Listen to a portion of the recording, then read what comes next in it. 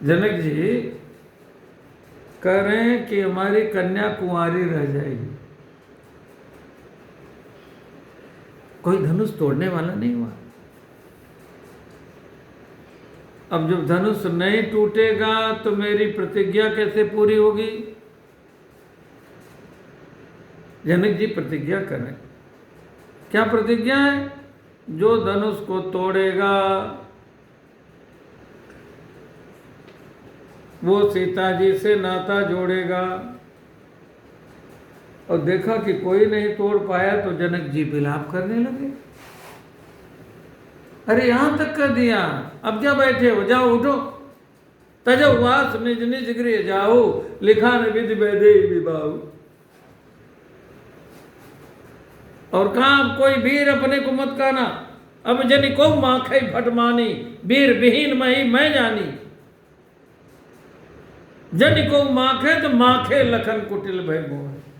लक्ष्मण जी को आ गया क्रोध, क्या बात करते हो? आपने राम जी को जान लिया, जानकी जी को नहीं जान पाए। अच्छा, राम जी की शक्ति है जानकी जी। यदि राम जी परम ब्रह्म परमात्मा है तो जानकी जी उनकी शक्ति है। ये लक्ष्मण जी के कहने का अभिप्राय है। अब आप विलाप कर रहे हो इतने बड़े ज्ञानी होकर के भी। कही जनक जस अनुचित वाणी, विद्यमान रघुकुल मन जानी। तो धनुष तोड़ करके जानकी जी को राम जी ने प्राप्त कर लिया।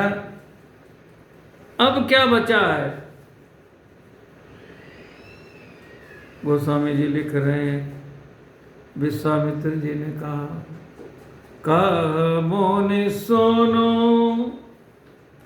नरनाथ प्रवीणा,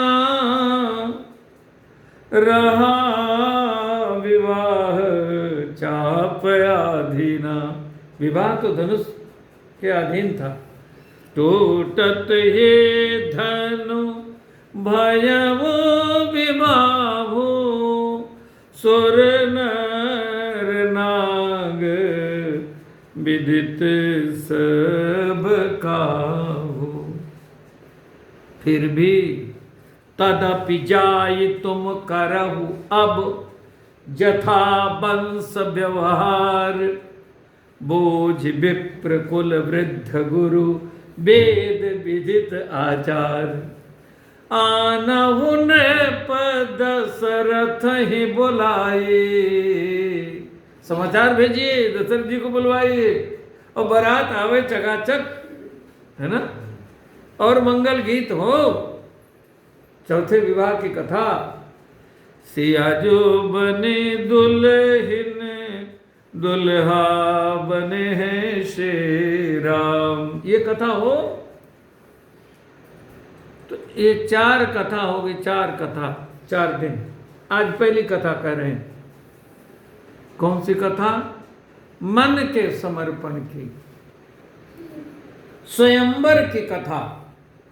स्वयंवर का अर्थ होता है कन्या स्वयं वृणुते वरम, अपने वर का वरण कन्या कर ले। तो जानकी जी ने फुलवारी में राम जी का वरण कर लिया। ये कथा हम सुनाने जा रहे हैं। राम जी पहुंच गए जनकपुर।